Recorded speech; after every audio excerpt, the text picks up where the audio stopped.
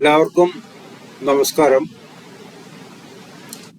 ഈ ജ്യോതിഷ വാസ്തു പഠന ക്ലാസ്സിലേക്ക് എല്ലാവരെയും ഒരിക്കൽ കൂടി സ്വാഗതം ചെയ്യുന്നു. ക്ലാസ് നടത്തുന്നത് ഭാരതീയ വാസ്തു ജ്യോതിഷ പഠനശാല എന്ന സ്ഥാപനമാണ്. ഈ സ്ഥാപനം തിരുവനന്തപുരത്താണ്. ഏകദേശം 10 വർഷത്തിന് മുമ്പ് നമ്മൾ തുടങ്ങിയ ഒരു സ്ഥാപനമാണ്. 7-8 വർഷമായിട്ട് നമ്മൾ ഓൺലൈനിലാണ് കൂടുതലും ക്ലാസ്സുകളൊക്കെ നടത്തുന്നത്. ഇപ്പം നിരവധി ക്ലാസ്സുകൾ ഇവിടെ നടത്തുന്നുണ്ട്. ജ്യോതിഷത്തിൻ്റെ തന്നെ അടിസ്ഥാന ജ്യോതിഷം, അതുപോലെ തന്നെ പ്രശ്നം, മുഹൂർത്തം, പിന്നെ ദേവപ്രശ്നം, ജാതക വിശകലനം, പ്രശ്ന വിശകലനം, അങ്ങനെയുള്ള ക്ലാസ്സുകളെല്ലാം ഉണ്ട്. അതുപോലെ തന്നെ വാസ്തുവിൻ്റെ അടിസ്ഥാന വാസ്തു, ഡിപ്ലോമ ഇൻ വാസ്തു, അതുപോലെ പിന്നെ PG ഡിപ്ലോമ ഇൻ ആചാര്യ കോഴ്സുകൾ, പിന്നെ പാമസ്ട്രി ക്ലാസ്സുകളുണ്ട്, പെൻഡുല ജ്യോതിഷത്തിന്റെ ക്ലാസ് ഉണ്ട്, പിന്നെ ശംഖ് ജ്യോതിഷത്തിന്റെ ക്ലാസ് ഉണ്ട്. അങ്ങനെയുള്ള വിവിധ ക്ലാസ് ഓൺലൈനിൽ നടത്തുന്നുണ്ട്. നമ്മൾ ഈ ക്ലാസ്സിന്റെ എല്ലാം അവസാനം ഒരു എക്സാം ഉണ്ടാവും.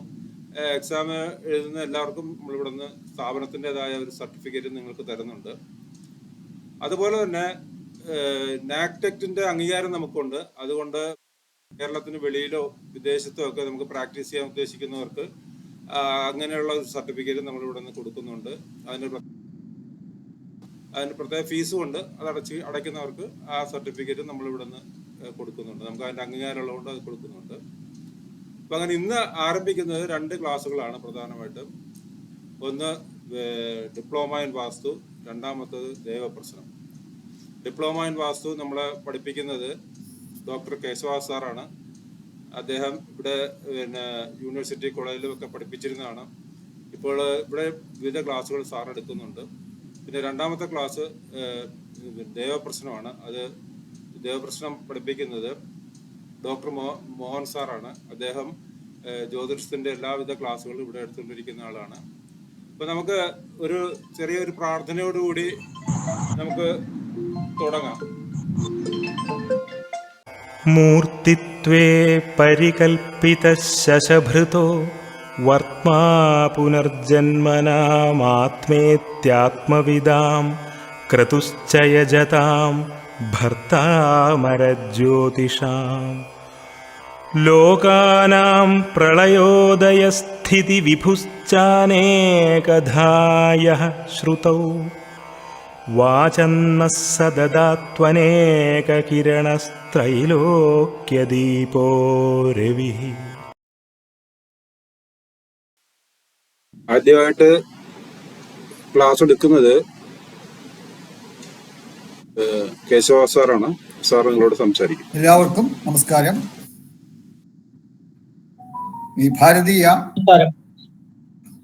ഭാരതീയ വാസ്തു ജ്യോതിഷ പഠനശാല നടത്തുന്ന ഈ വാസ്തുശാസ്ത്രം ഡിപ്ലോമ കോഴ്സിൽ പങ്കെടുക്കാനായിട്ട് താല്പര്യപ്പെട്ട് ഈ ക്ലാസ് അറ്റൻഡ് ചെയ്യുന്ന അല്ലെങ്കിൽ ഓൺലൈൻ ക്ലാസ് അറ്റൻഡ് ചെയ്യുന്ന എല്ലാവർക്കും എൻ്റെ ഹൃദയംഗമമായ സ്വാഗതം. വാസ്തുശാസ്ത്രം ഈ ഒരു കോഴ്സിലേക്ക് വരാൻ തന്നെ നിങ്ങൾക്ക് ഒരു കാരണമായത്, അല്ലെങ്കിൽ അതിനൊരു താല്പര്യം ഉണ്ടായത് തന്നെ ശരിക്കും നമ്മൾ ചെയ്ത പുണ്യകർമ്മങ്ങളുടെ ഫലമായിട്ടാണ്. കാരണം ഇതുപോലുള്ള കോഴ്സുകളിലൊക്കെ നമുക്ക് വരണമെങ്കിലും ആ കോഴ്സുകൾ അറ്റൻഡ് ചെയ്യുന്നതിനും ഒക്കെ നമ്മൾ ചെയ്ത പുണ്യകർമ്മങ്ങളുടെ ഫലമായിട്ട് മാത്രമേ ഒക്കുള്ളൂ. അപ്പോൾ അതുകൊണ്ട് നിങ്ങളെ എല്ലാവരെയും വളരെ സന്തോഷത്തോടെ വീണ്ടും ഞാൻ ഒന്നുകൂടി സ്വാഗതം ചെയ്യുന്നു. ഈ കോഴ്സിൽ എന്തെല്ലാം ഉൾപ്പെട്ടിട്ടുണ്ട് ആ കാര്യത്തെപ്പറ്റി ഞാൻ കംപ്ലീറ്റ് ആയിട്ടല്ലെങ്കിൽ ഒരു ചെറിയൊരു ഐഡിയ നൽകുന്നതാണ്. അതിന് മുമ്പായിട്ട് നമ്മുടെ ദൈനംദിന ജീവിതവുമായിട്ട് വളരെയധികം ബന്ധപ്പെട്ട് കിടക്കുന്ന ഒരു വിഷയമാണ് വാസ്തുശാസ്ത്രം. കാരണം നമ്മളെല്ലാം താമസിക്കുന്നത് വീടുകളിലാണ്. അത് വാടക വീടാകാം, അതല്ലെങ്കിൽ സ്വന്തം വീടാകാം. അപ്പം അങ്ങനെയുള്ള വീടുകളും ആ വീടുകൾ സ്ഥിതി ചെയ്യുന്ന സ്ഥലവുമായി ബന്ധപ്പെട്ട, അല്ലെങ്കിൽ ആ സ്ഥലത്തെ പറ്റിയും പ്രതിപാദിക്കുന്ന ശാസ്ത്രമാണ് വാസ്തുശാസ്ത്രം. അപ്പോൾ അതുകൊണ്ട് തന്നെ ദൈനംദിന ജീവിതവുമായി വളരെയധികം ബന്ധപ്പെട്ട് കിടക്കുന്ന ശാസ്ത്രമാണ് നമുക്ക് മനസ്സിലാക്കാം. ഇവിടെ നമ്മുടെ ആത്മാവിന് സ്ഥിതി ചെയ്യണം എന്നുണ്ടെങ്കിൽ ഒരു ശരീരം ആവശ്യമാണ്. ശരീരത്തിലാണ് ആത്മാവ് കുടികൊള്ളുന്നത്. ആ ശരീരം സ്ഥിതി ചെയ്യുന്നത്, അല്ലെങ്കിൽ ആ ശരീരത്തിന് കഴിഞ്ഞുകൂടാനായിട്ട് ഒരു വാസസ്ഥലം ആവശ്യമാണ്. അപ്പൊ അങ്ങനെ ശരീരത്തിന്റെ വാസസ്ഥലമാണ് നമ്മൾ താമസിക്കുന്ന വീട്, അല്ലെങ്കിൽ നമ്മൾ കൂടുതൽ സമയം ചെലവഴിക്കുന്ന മറ്റ് കെട്ടിടങ്ങൾ, അതായത് ഓഫീസുകളാകാം, അല്ലെങ്കിൽ കടകൾ, ഷോപ്പുകളാകാം, വിദ്യാലയങ്ങൾ, അതുപോലെ തന്നെ വിവിധ തരം കെട്ടിടങ്ങൾ, കൂടുതൽ പറയേണ്ട ആവശ്യമില്ല, വിവിധ തരം കെട്ടിടങ്ങൾ. ഇതെല്ലാം വാസ്തുശാസ്ത്ര വിധികൾ അനുസരിച്ചാണെങ്കിൽ അങ്ങനെയുള്ള വീടുകളിൽ അല്ലെ അങ്ങനെയുള്ള കെട്ടിടങ്ങളിൽ കഴിയുന്നവർക്ക് അതിൻ്റെതായ ഗുണഫലങ്ങൾ ഉണ്ടാകുന്നതാണ്.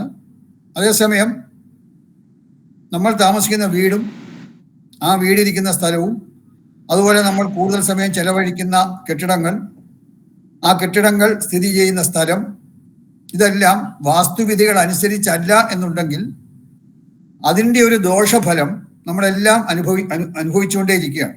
നമുക്ക് പലർക്കും അറിയില്ല നമ്മുടെ എന്തെങ്കിലും ഒരു ദോഷഫലം നമുക്കുണ്ടെങ്കിൽ അതിന്റെ കാരണം ഇത് മാത്രമാണ് എന്ന് ഞാൻ പറയുന്നില്ല.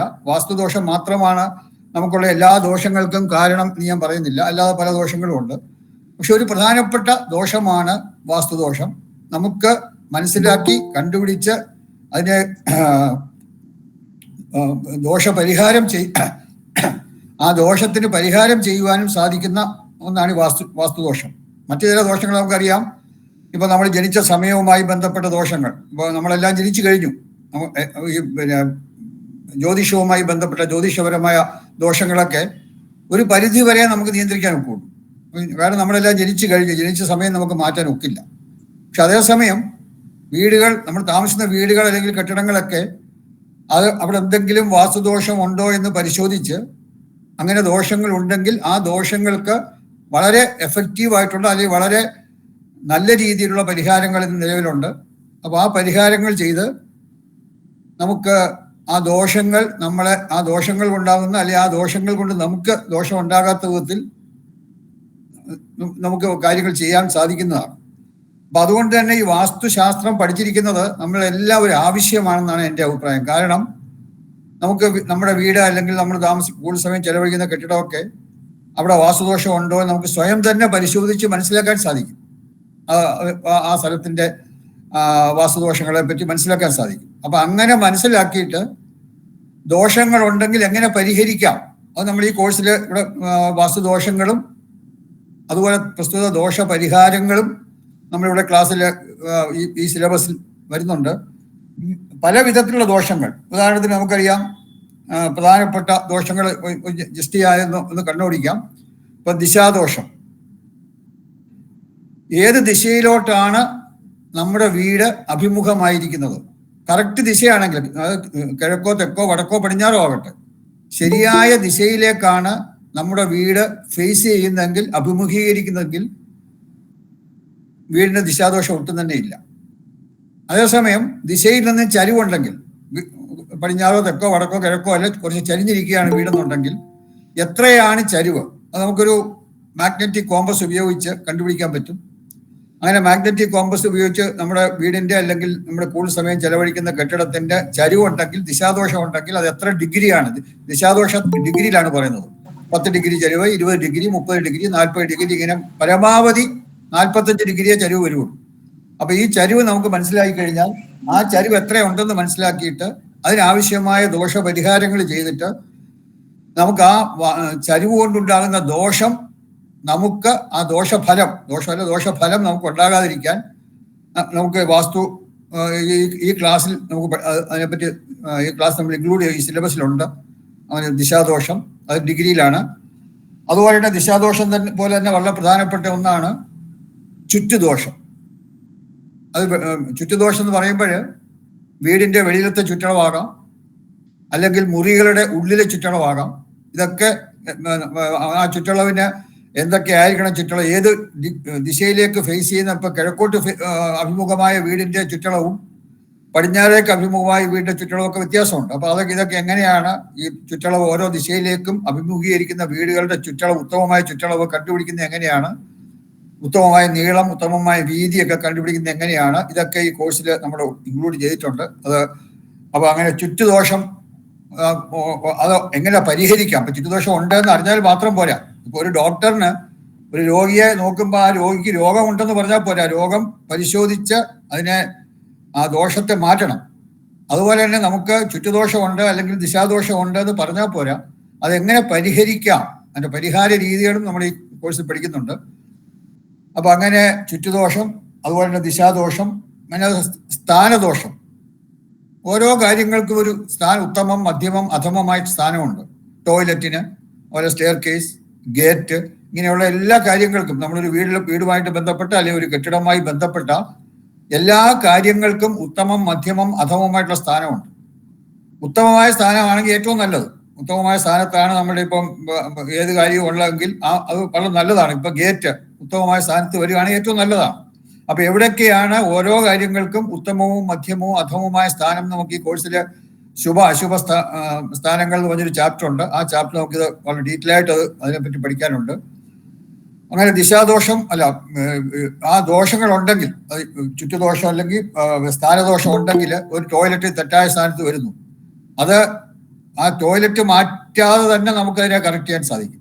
അത് എങ്ങനെ സാധിക്കും? ടോയ്ലറ്റിനെ ഒരു ആ ടോയ്ലറ്റ് അവിടുന്ന് മാറ്റിയെടുക്കുക എന്നുള്ളത് അല്ലാതെ തന്നെ ആ ടോയ്ലറ്റിന്റെ ദോഷങ്ങളെ ഒരു നല്ല അളവ് വരെ ഇല്ലാതാക്കാൻ നമുക്ക് ഇന്ന് അനുകൂല ഊർജ ഉപകരണങ്ങൾ, പോസിറ്റീവ് എനർജി ടൂൾസ് എന്ന് പറയും, ഇന്ന് ധാരാളം പോസിറ്റീവ് എനർജി ടൂൾസ് ഇന്ന് അവൈലബിൾ ആണ്. അപ്പൊ അങ്ങനെയുള്ള പോസിറ്റീവ് എനർജി ടൂൾസ് ഉപയോഗിച്ച് പല ദോഷങ്ങളെയും നമുക്ക് പരിഹരിക്കാൻ സാധിക്കും. പക്ഷെ ഏത് ദോഷമാണ് എന്ന് മനസ്സിലാക്കി അതിനനുസരിച്ചുള്ള പോസിറ്റീവ് എനർജി ടൂൾ ഉപയോഗിക്കണം. അപ്പൊ അത് നമ്മൾ മനസ്സിലാക്കേണ്ടതുണ്ട്. അപ്പൊ അങ്ങനെ ചുറ്റുദോഷങ്ങൾ, അതുപോലെ സ്ഥാനദോഷം, അതുപോലെ വീടിന്റെ സ്ഥാനം, വീടിലുള്ള വിവിധ ഭാഗങ്ങൾ, ഇപ്പം ടോയ്ലറ്റ് എവിടെ വരാം, സ്റ്റെയർ കേസ് എവിടെ വരാം, ഗേറ്റ് എവിടെ വരാം, അല്ലെങ്കിൽ എവിടെ വരാൻ പാടില്ല എന്ന് പറയുന്നത് പോലെ തന്നെ വീട് ഏത് ഭാഗത്ത് വരണം, ആ പുരയിടത്തിന്റെ ഏത് ഭാഗത്തോട്ട് വരണം, അതും വീടിന്റെ സ്ഥാനദോഷം. അങ്ങനെ വീടിന്റെ സ്ഥാനദോഷം ഉണ്ടെങ്കിൽ അതെങ്ങനെ പരിഹരിക്കാം, ഈ കാര്യങ്ങളും നമ്മുടെ ഈ സിലബസിനകത്ത് വരുന്നുണ്ട്. പിന്നെ വളരെയധികം വേദദോഷങ്ങളുണ്ട്. വാസ്തുശാസ്ത്രവുമായി ബന്ധപ്പെട്ട് വരുമ്പോൾ നമുക്ക് വേദദോഷങ്ങൾ വളരെ പ്രധാനമാണ്. ഇപ്പൊ നമുക്ക് പല സൂത്രം എന്ന് പറഞ്ഞാൽ ശരിക്കും പറഞ്ഞ ഒരു എനർജി ഫ്ലോ, ഒരു ഊർജ്ജ പ്രവാഹമാണ്. അത് ബ്രഹ്മസൂത്രം, യമസൂത്രം, മൃത്യുസൂത്രം, കർണസൂത്രം തുടങ്ങിയ പല വിധത്തിലുള്ള സൂത്രങ്ങളുണ്ട്. എന്തൊക്കെയാണ് ഈ സൂത്രങ്ങൾ? അത് ഈ സൂത്രങ്ങൾക്ക് വേദം വന്നു കഴിഞ്ഞാൽ അതുകൊണ്ടുള്ള ദോഷഫലങ്ങൾ എന്താണ്? ഈ വേദങ്ങൾ ഉണ്ടെങ്കിൽ അതെങ്ങനെ പരിഹരിക്കാം? ഈ കാര്യങ്ങളൊക്കെ ഈ കോഴ്സിൽ നമ്മൾ വളരെ ഈ സിലബസിൽ വളരെ വിശദമായി നമ്മൾ അതിൽ കൂടി കടന്നു പോകും. അപ്പൊ അങ്ങനെ പിന്നെ വേദദോഷങ്ങൾ, അതുപോലെ ആകൃതിയിലുള്ള ദോഷങ്ങൾ. ഒരു ചെറിയ ഉദാഹരണം പറയുകയാണെങ്കിൽ, ഇപ്പൊ നമ്മളൊരു വീട് വെക്കാൻ ഒരു പ്ലോട്ട് എടുക്കുന്ന ഒരു സ്ഥലം നമ്മൾ വീട് വെക്കാൻ, അതിലൊരു ട്രയാങ്കുലാർ ഷേപ്പ് അല്ലെങ്കിൽ ത്രികോണ ആകൃതി ആണെങ്കിൽ അത് നല്ലതല്ല.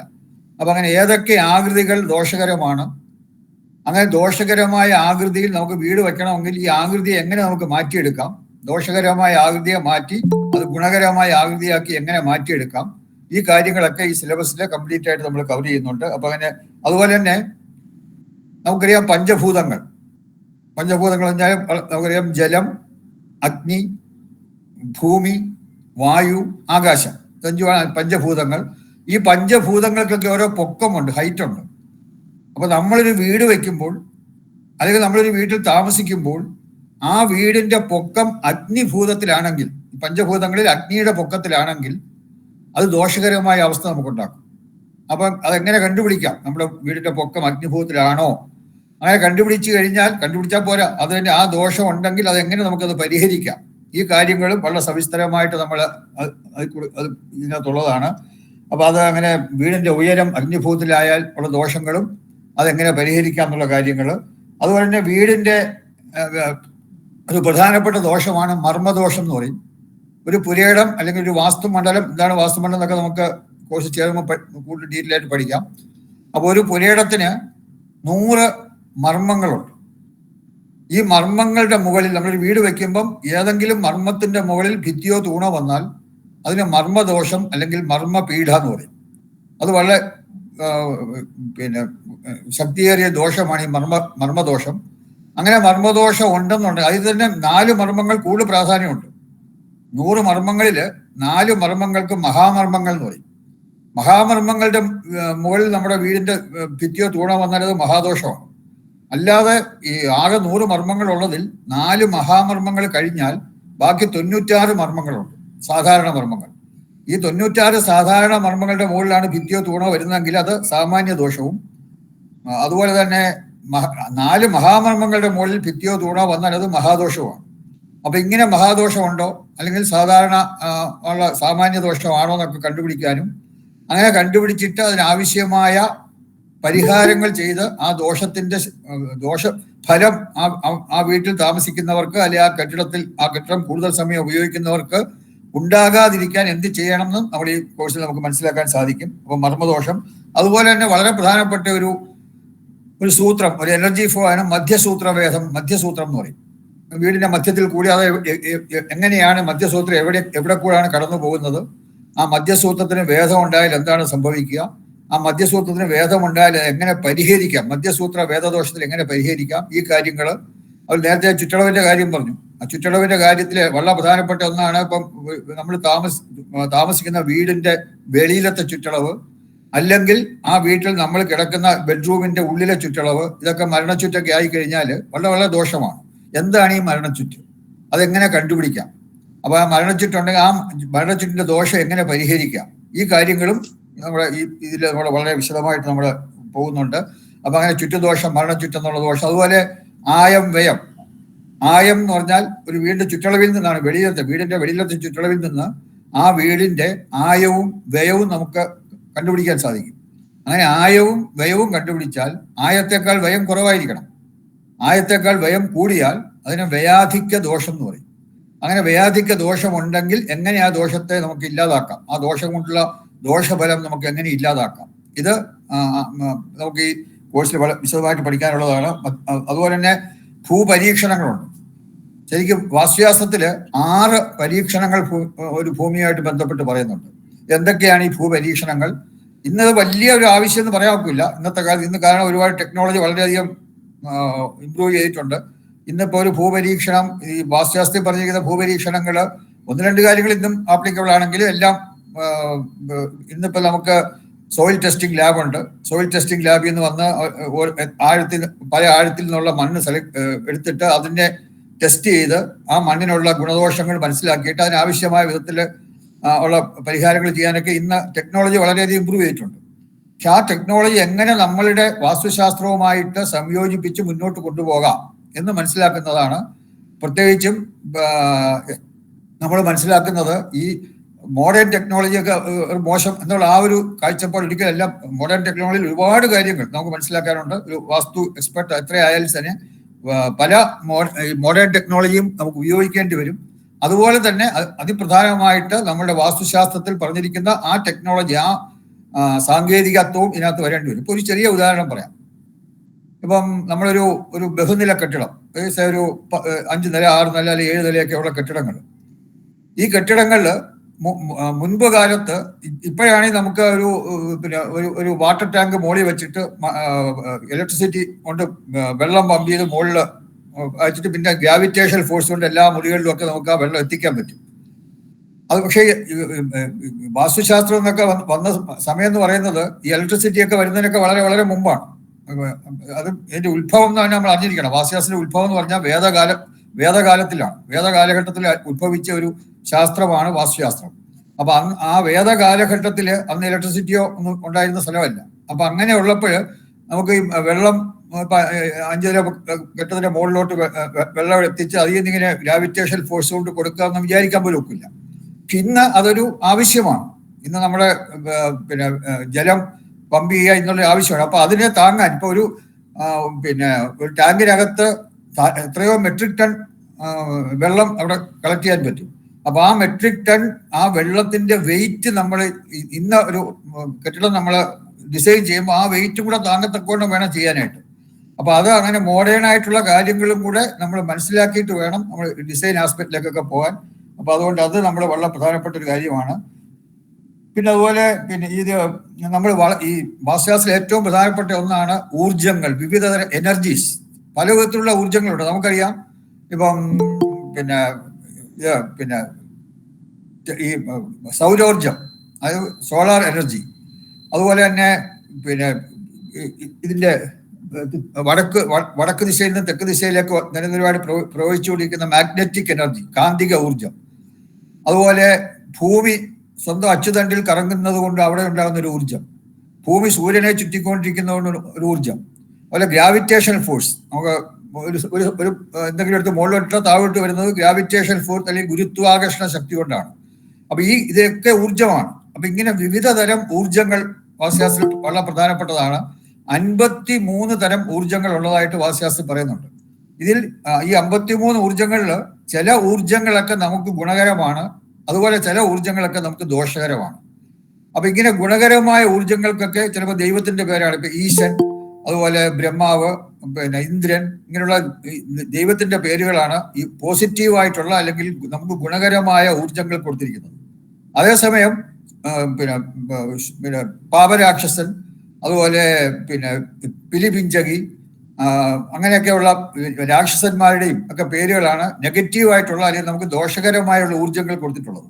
അപ്പൊ ഈ ഊർജങ്ങളെ പറ്റിയുള്ള ഈ ഊർജങ്ങളുടെ ഒരു നമ്മൾ വാസ്തുപുരുഷൻ എന്നൊരു സങ്കല്പം, വാസ്തുപുരുഷ സങ്കല്പമുണ്ട്. ഈ വാസ്തുപുരുഷൻ എന്ന് പറയുന്നത് ശരിക്ക് റിസൾട്ടന്റ് എനർജിയാണ്. ഈ 53 ഊർജങ്ങളുടെ കാര്യം ഞാൻ പറഞ്ഞു. ഈ 53 ഊർജങ്ങൾ ഒരു ഭാഗത്ത് വരുമ്പം അതിനൊരു റിസൾട്ടന്റ് എനർജി ഉണ്ട്. ഇപ്പൊ ഒരേ എനർജി നമുക്കറിയാം, ഒരു തെക്കുന്ന് വടക്കോട്ടും വടക്കുന്ന് തെക്കോട്ടും ഒരേ ശക്തിയിലുള്ള എനർജി തമ്മിൽ വെച്ചാൽ ആ രണ്ടും കൂടെ ന്യൂട്രലൈസ് ചെയ്തു പോകും.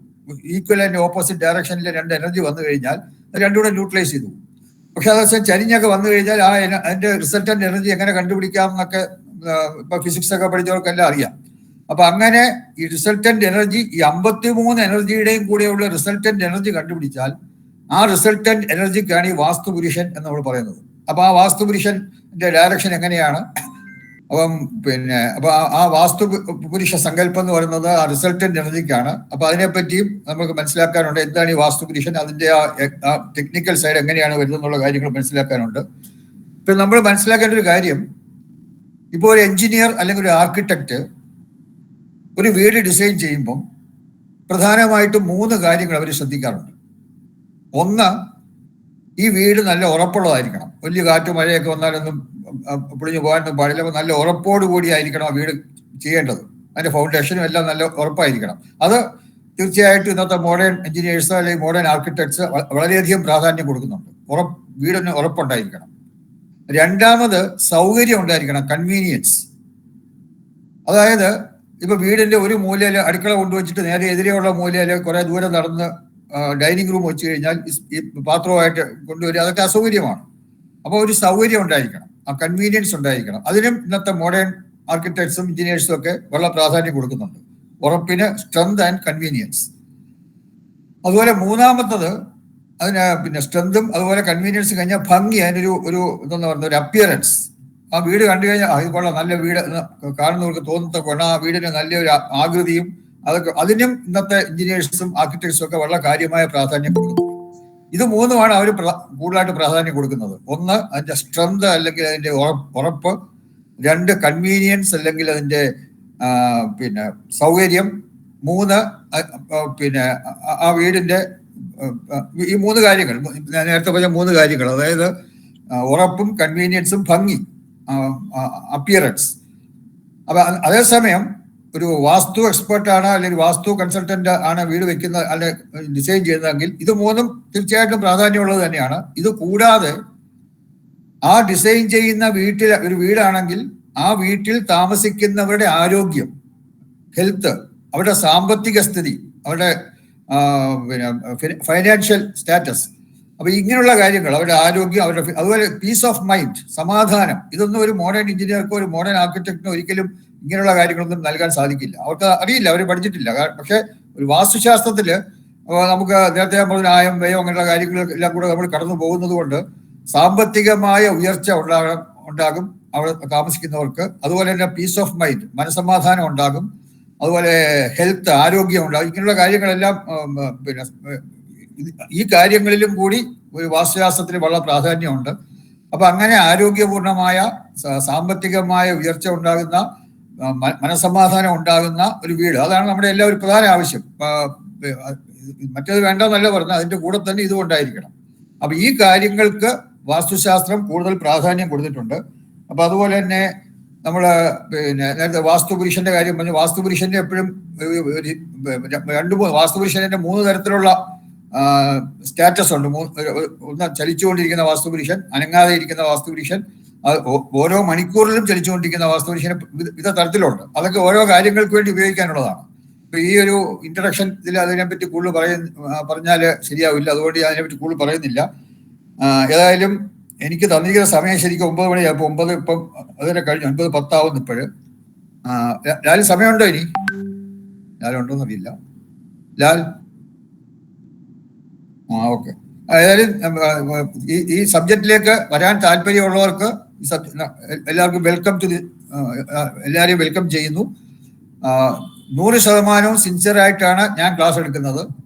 അപ്പൊ ഈ ക്ലാസിന്റെ വിജയം ക്ലാസ് എടുക്കുന്നവരുടെ പോലെ തന്നെ ക്ലാസ്സിൽ അറ്റൻഡ് ചെയ്യുന്നവരുടെ ആ ഒരു എന്താ പറയുക, ഒരു ആത്മാർത്ഥത, അവരുടെ സിൻസിയറിറ്റി, അതും ഇതിനകത്തൊരു പ്രധാനമാണ്. അപ്പം എല്ലാ ക്ലാസ്സിലും അറ്റൻഡ് ചെയ്യണം.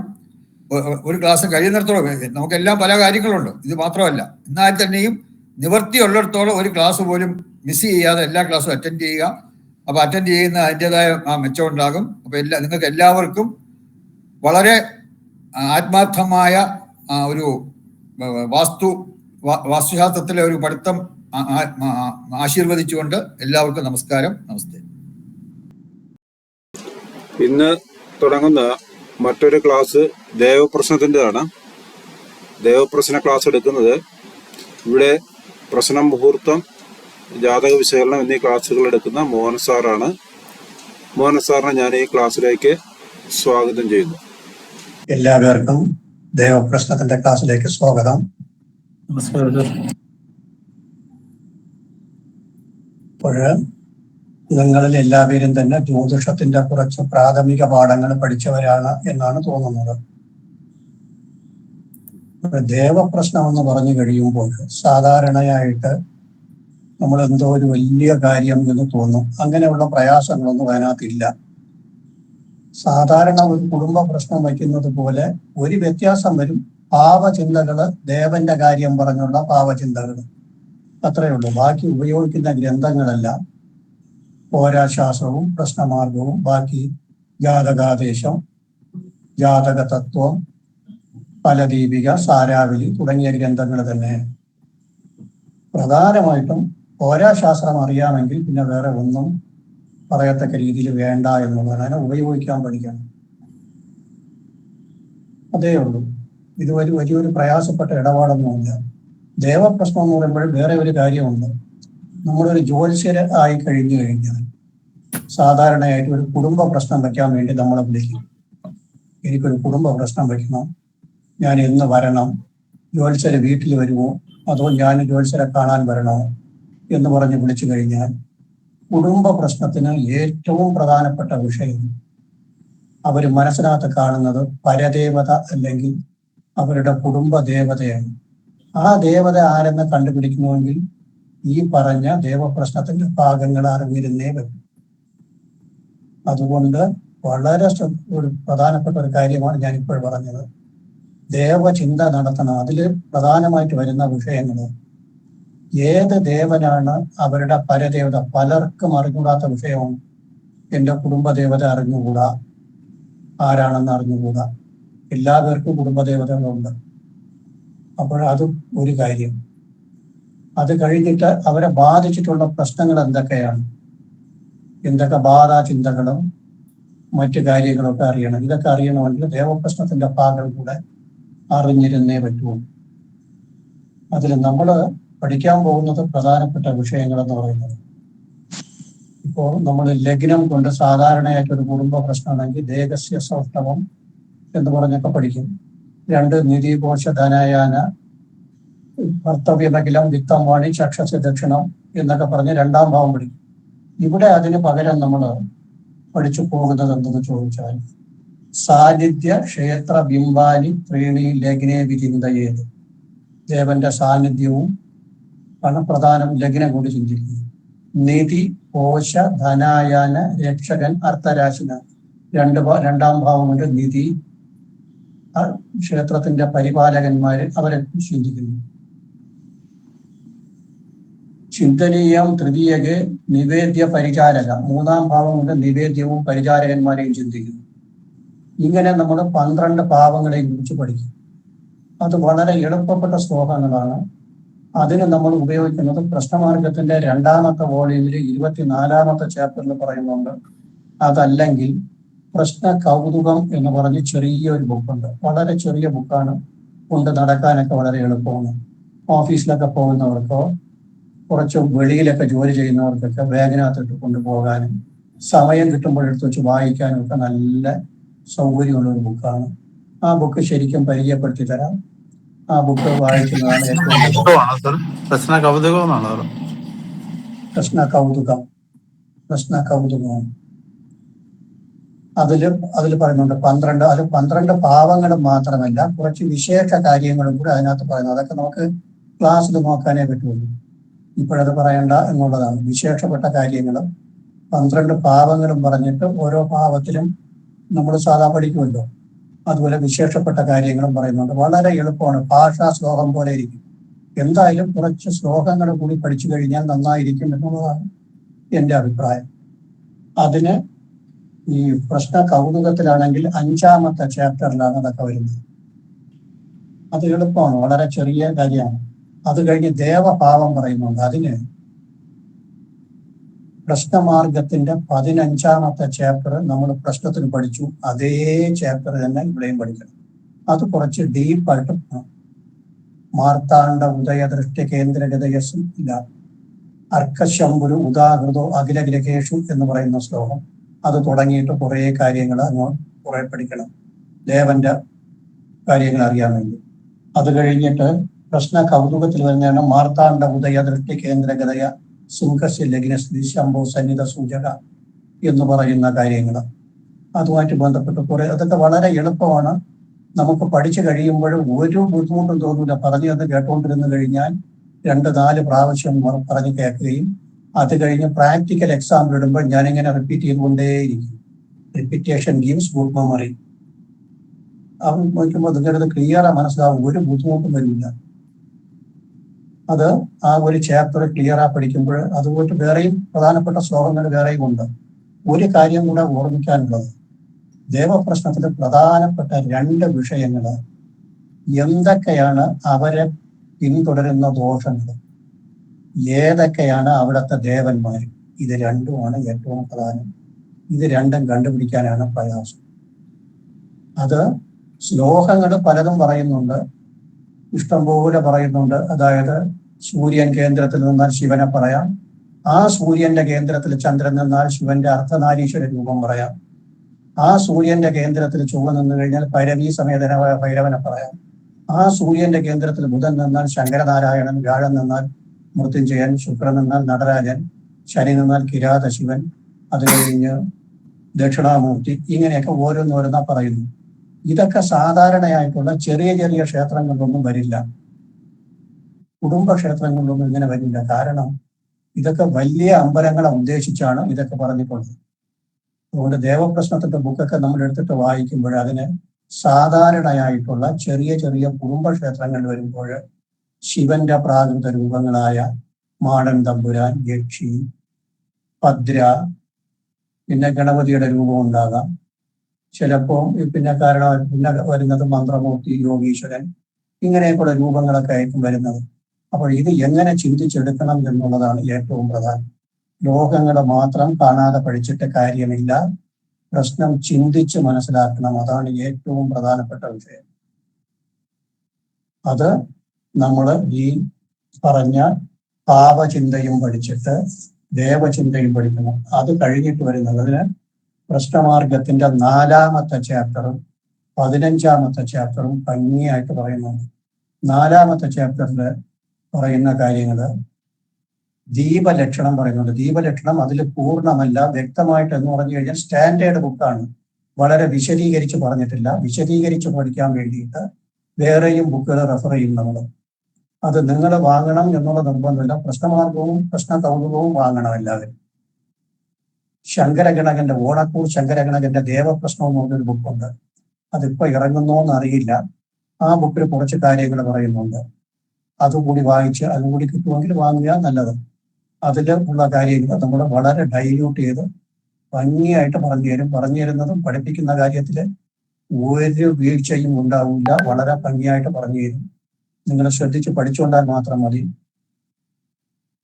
15ാമത്തെ ചാപ്റ്ററാണ് ഏറ്റവും പ്രധാനപ്പെട്ടത്. 4ാമത്തെ ചാപ്റ്ററിൽ വരുന്നത് നിലവിളക്കിന്റെ കാര്യങ്ങൾ, അത് കഴിഞ്ഞ് അഷ്ടമംഗല സംഖ്യ, ചക്രലേഖനം, ഈ വക കാര്യങ്ങളാണ്. എങ്ങനെയാണ് അഷ്ടമംഗലം വയ്ക്കുന്നത്, എങ്ങനെയാണ് അഷ്ടമംഗല സംഖ്യ എടുക്കുന്നത്, എങ്ങനെയാണ്.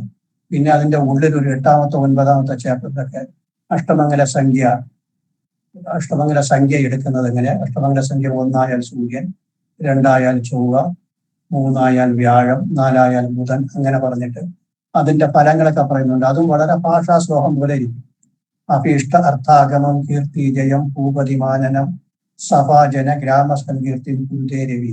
ഇത് മലയാള ഭാഷ പോലെ ഇരിക്കും. ഇങ്ങനെയുള്ള കുറച്ച് ശ്ലോകങ്ങൾ അതിനകത്തുണ്ട്. അപ്പോഴത് പഠിക്കും. അത് കഴിഞ്ഞിട്ട് വരുന്നത് പിന്നെ പഞ്ചമഹാസൂത്രങ്ങൾ. അത് അല്പ ജോലിയുള്ള കാര്യമാണ്. പഞ്ചമഹാസൂത്രം എന്ന് പറഞ്ഞു കഴിഞ്ഞാൽ പൃഥ്വിസൂത്രം, ജലസൂത്രം, അഗ്നിസൂത്രം, വായുസൂത്രം, ആകാശസൂത്രം. ചൊവ്വ, ശുക്രൻ, ബുധൻ, ശുക്രൻ, ചൊവ്വ, ശനി, വ്യാഴം, ഇതാണ് എൻ്റെ അധിപതി. അതിനെ വെച്ചിട്ട് കുറച്ച് ഫലം പറയുന്ന രീതി, അത് വളരെ കൃത്യമായിട്ടുള്ള ഒരു കാര്യമാണ്. പിന്നെ ത്രിസ്ഫുടാദികൾ, ലഗ്നേന്ദുമാ സംയോഗേ ത്രിസ്ഫുടം തച്ചപാനുച്ചതുസ്ഫുടം രാഹുയുധമേതക്ഷം പഞ്ചസ്ഫുടം എന്ന് പറഞ്ഞിട്ടുള്ളത്. അതിൽ ത്രിസ്ഫുടമാണ് ഏറ്റവും പ്രധാനപ്പെട്ടത്. അതെങ്ങനെ കണ്ടുപിടിക്കണം, കാൽക്കുലേഷൻ പാർട്ടാണ്. അതെങ്ങനെ കണ്ടുപിടിക്കണം എന്നുള്ളത്. ഇതെല്ലാം പ്രശ്നമാർഗത്തിലുണ്ട്, പ്രശ്ന കൗതുകത്തിലുമുണ്ട്. അത് കഴിഞ്ഞ് താമ്പൂലം, അത് വളരെ സിമ്പിൾ ആയിട്ടുള്ള ഒരു കാര്യമാണ്. ഈ താമ്പൂലം എന്ന് പറഞ്ഞ ആളുകളെ പേടിപ്പെടുത്തി വെച്ചിട്ടുണ്ട്. അതിൽ ഒരു കാര്യവുമില്ല, വളരെ പെട്ടെന്ന് പഠിക്കാനേ ഉള്ളൂ. താമ്പൂല ആരൂഢം എടുക്കുന്നതും താമ്പൂല സംഖ്യയും താമ്പൂല ആരൂഢവും അതിൽ പ്രധാനപ്പെട്ട വിഷയങ്ങൾ, അതെല്ലാം കൂടെ നമ്മൾ നോക്കും. പിന്നെ ഏറ്റവും പ്രധാനപ്പെട്ടത് അഷ്ടമംഗലം വയ്ക്കുന്ന രീതി. അത് പ്രാക്ടിക്കൽ ക്ലാസ്, തിയറി ക്ലാസ്സിൽ കുറച്ച് കാര്യങ്ങളൊക്കെ പറഞ്ഞു തന്നിട്ട് പ്രാക്ടിക്കൽ ക്ലാസ് ഒക്കെ ക്ലിയർ ആയിട്ട് പറഞ്ഞു തരും. അത് ഒന്നുകൊണ്ടും ഭയപ്പെടേണ്ട ആവശ്യമില്ല.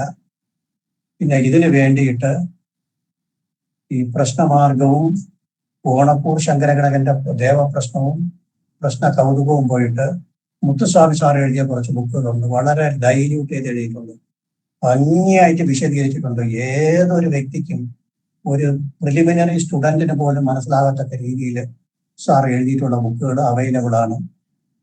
അത് നമ്മൾ വാങ്ങേണ്ട ഏർപ്പാട് ചെയ്തു തരാം.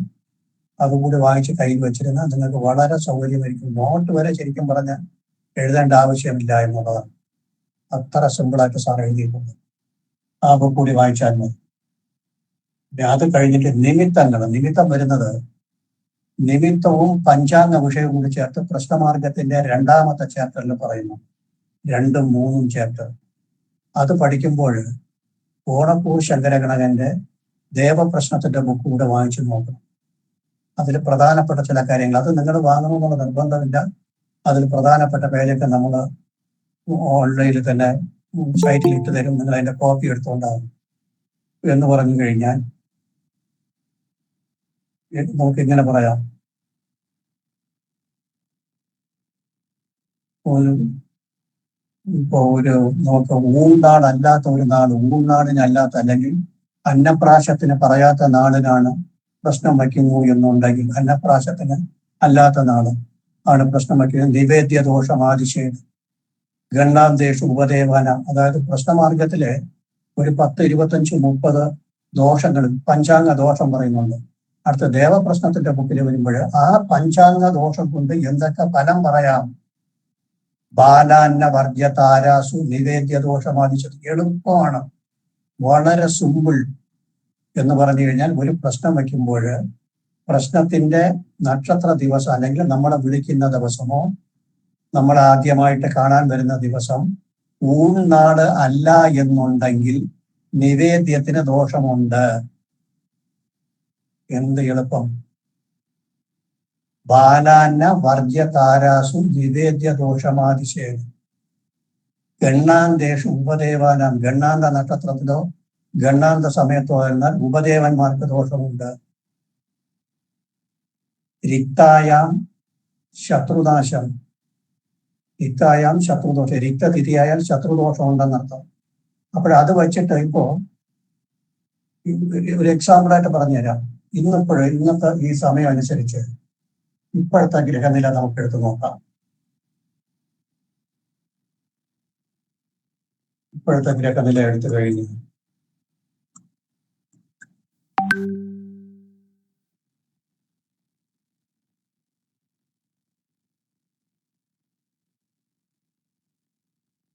രേവതിയുടെ 1-ാം പാദമാണ്. രേവതി എന്ന് പറയുന്നത് നാളാണ്. അപ്പോൾ നക്ഷത്ര ദോഷം ഇല്ല എന്നാണ് നമ്മൾ എടുക്കേണ്ടത്. പക്ഷേ ആ നക്ഷത്രനാഥനെ സൂചിപ്പിക്കുന്ന ചന്ദ്രൻ മാങ്ങിയര കൂടെയാണ് നിൽക്കുന്നത്, ശനിയര കൂടെയാണ് നിൽക്കുന്നത്, ചൊവ്വയുടെ ദൃഷ്ടിയുണ്ട്.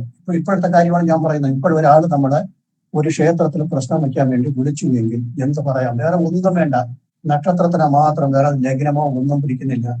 നക്ഷത്രം രേവതി നക്ഷത്രം. രേവതി നല്ല നക്ഷത്രമാണ്. പക്ഷേ നക്ഷത്രത്തിന്റെ നാഥൻ എന്ന് പറയുന്നത് ചന്ദ്രനാണ്. ആ ചന്ദ്രൻ 12-ലാണ് നിൽക്കുന്നത്. ശുദ്രേ അംഗഹീനോ വ്യയേ എന്നാണ് പറയുന്നത്. വളരെ ദോഷമാണ് 12-ൽ ചന്ദ്രൻ നിൽക്കുന്നത്. ആ ചന്ദ്രൻ ശനിയുടെ കൂടെ നിൽക്കുന്നു, ചൊവ്വയുടെ ദൃഷ്ടിയുണ്ട്, മാങ്ങീയുടെ കൂടെ നിൽക്കുന്നു. അപ്പോൾ നിവേദ്യത്തിന് ദോഷമുണ്ട്. ആ ചന്ദ്രൻ ഇപ്പോഴത്തെ ലഗ്നം വന്നിട്ട് മേടലഗ്നം, 4-ാം ഭാവപതി. 4-ആവുമ്പോൾ 4 കെട്ടിടവുമായിട്ട് ബന്ധപ്പെട്ടത് ജലാശയം. 4 ജലരാശിയാണ്. മേടലഗ്നത്തിന് 4 വന്നിട്ട് കർക്കടകൻ രാശി, കർക്കടകൻ ജലരാശി. ചന്ദ്രൻ നിൽക്കുന്നത് ജലരാശി. അപ്പോൾ ജലവുമായിട്ട് ബന്ധപ്പെട്ട ജലാശയങ്ങൾക്ക് കറക്റ്റായിട്ട് ദോഷമുണ്ടെന്ന് വ്യക്തമായിട്ട് പറയാം. ഒന്നും വേണ്ട, വളരെ സിമ്പിൾ. നക്ഷത്രത്തിനെ വച്ചിട്ട് നക്ഷത്രവും തിരിയും കരണവും നിത്യയോഗവും ഭാരവും വെച്ചിട്ട് ഉള്ളിൽ കയറി കഴിഞ്ഞാൽ വളരെ സിമ്പിളായിരിക്കും. ആ ടെക്നോളജി എല്ലാം കംപ്ലീറ്റ് പറഞ്ഞു തന്നാണ് പഠിപ്പിക്കുന്നത്. അത് മാത്രമല്ല ബാക്കി എല്ലാ ഭാഗങ്ങളും കവർ ചെയ്യും. നിമിത്തങ്ങൾ കഴിഞ്ഞിട്ട് പിന്നെ അത് കഴിഞ്ഞിട്ട് ഏറ്റവും പ്രധാനപ്പെട്ട വിഷയം ഈ സിലബസ്. ഇത് പറഞ്ഞത് മാത്രമല്ല, ഇനി ഒരുപാട് സിലബസ് ഉണ്ട്. ഈ സിലബസ് എല്ലാം പഠിച്ചിട്ട് പ്രാക്ടിക്കൽ എക്സാമ്പിൾ ഇട്ട് നിങ്ങളെ സെറ്റപ്പ് ചെയ്ത് വിട്ടു തരികയും അതിന്റെ ചാർട്ട് എഴുതാൻ പഠിപ്പിച്ചു തരികയും ചെയ്യും. ചാർട്ട് നല്ല രീതിയിൽ ചാർട്ട് എഴുതാൻ പഠിപ്പിക്കുന്നതാണ് നമ്മുടെ പ്രധാനപ്പെട്ട ലക്ഷ്യം പറഞ്ഞ് വരും. അതോടൊപ്പം തന്നെ ഈ ദേവപ്രശ്നം എന്ന് പറയുമ്പോൾ കുടുംബ പ്രശ്നവും ഇതിനകത്ത് വരും. കുടുംബത്തക്കത പ്രശ്നങ്ങൾ, കുടുംബക്ഷേത്രങ്ങൾ വയ്ക്കുന്നതും ഇതിനകത്ത് വരും. എല്ലാം കൂടെ ചേർത്താണ് പഠിപ്പിക്കാൻ പോകുന്നത്. അപ്പോൾ പ്രധാനപ്പെട്ട വിഷയം എന്ന് പറയുന്നത് ദേവപാപചിന്ത, ബാധാസ്ഥാനങ്ങൾ, ശത്രുബാധകൾ, നിർഗമാദികൾ. നിർഗമാദികൾ എന്ന് പറയുന്നത് ദൈവജ്ഞൻ വീട്ടിൽ നിന്ന് ഇറങ്ങുന്നത് മുതൽ ക്ഷേത്രത്തിൽ പ്രവേശിക്കുന്നത് വരെയുള്ള നിമിത്തങ്ങൾ. പ്രശ്നക്രിയാ സംഭവം, പ്രശ്നക്രിയകൾ എല്ലാം വരുന്നതിനകത്ത്. സ്വർണ്ണാരൂഢം, അഷ്ടമംഗല സംഖ്യ, സ്വർണം വയ്ക്കുന്ന രീതികൾ, വിവിധ ആരൂഢങ്ങൾ. വിവിധ ആരൂഢം വെച്ചാൽ 6 ആരൂഢമുണ്ട്. ആ കാര്യങ്ങളെല്ലാം ഒന്നും ഇപ്പൊ പറയാൻ സമയമില്ല. ആരൂഢങ്ങൾ, ത്രിസ്ഫുടം, ചതുഷ്ഫുടം, അങ്ങനെയുള്ളത്. പിന്നെ അഷ്ടമംഗല സംഖ്യ, താമ്പൂലാരൂഢം, ഇങ്ങനെ തുടങ്ങിയ എല്ലാ കാര്യങ്ങളും പറഞ്ഞ് നിങ്ങളൊരു സെറ്റപ്പാക്കി തന്ന് മനസ്സിലാക്കി തരുന്നതാണ് നമ്മുടെ ഈ ക്ലാസ്സിന്റെ പ്രത്യേകത. ആ മനസ്സിലാക്കി തരുന്നതിൽ ഒരു വീഴ്ചയും ഉണ്ടാവില്ല. അതിനു മുമ്പ് ക്ലാസ്സിൽ പഠിച്ചുകൊണ്ടിരിക്കുന്നവർക്ക് എല്ലാവർക്കും അറിയാൻ കഴിയും എന്നുള്ളതാണ് എനിക്ക് പറയാനുള്ള പ്രധാന വിഷയം. ബാക്കി നമുക്ക് ക്ലാസ്സിൽ നോക്കാം. ഇനി എന്തെങ്കിലും ഇതിനെക്കുറിച്ച് സംശയങ്ങളുണ്ടെങ്കിൽ ചോദിക്കാം. ഈ പറഞ്ഞതിനെ കുറിച്ച് എന്തെങ്കിലും സംശയങ്ങളോ എന്തെങ്കിലും ഉണ്ടെങ്കിൽ ചോദിക്കാം.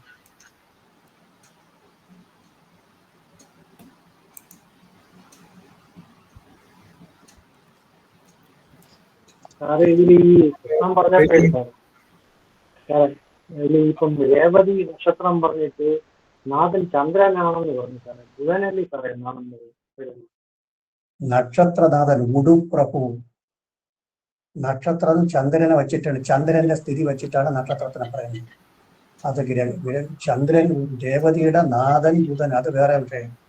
ചന്ദ്രനെ വെച്ചിട്ടാണ് നക്ഷത്രം. ചന്ദ്രൻ എവിടെ നിൽക്കുന്നു, ഏത് നക്ഷത്രത്തിൽ നിൽക്കുന്നു, അതാണ് അന്നത്തെ നക്ഷത്രം. അതാണ് ഉടുപ്രഭു എന്ന് പറയുന്നത്. ഉടുപ്രഭു, നക്ഷത്രത്തിന്റെ നാഥൻ ചന്ദ്രൻ. ആ അർത്ഥത്തിലല്ല പറഞ്ഞത്. ചന്ദ്രനാണ്. ചന്ദ്രൻ സഞ്ചരിക്കുന്ന ഏത് നക്ഷത്ര കൂട്ടത്തിൽ ചന്ദ്രൻ സഞ്ചരിക്കുന്നു അതാണ് അന്നത്തെ നക്ഷത്രം. ആ അർത്ഥത്തിലാണ് പറഞ്ഞത്.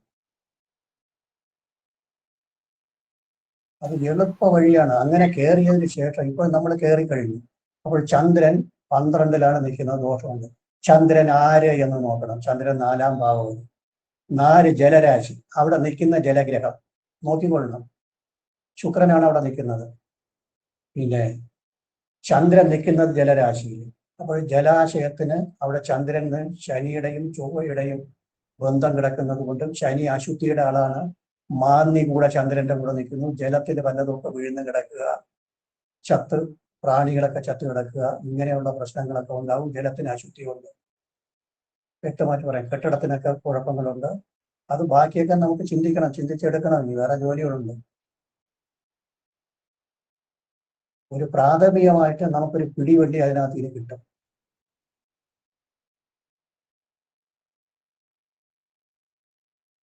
അതാണ് പറഞ്ഞു വന്നത്. ഒരു ചെറിയൊരു കാര്യം പറഞ്ഞു എന്നുള്ളതേ ഉള്ളൂ. ശരി, വേറെ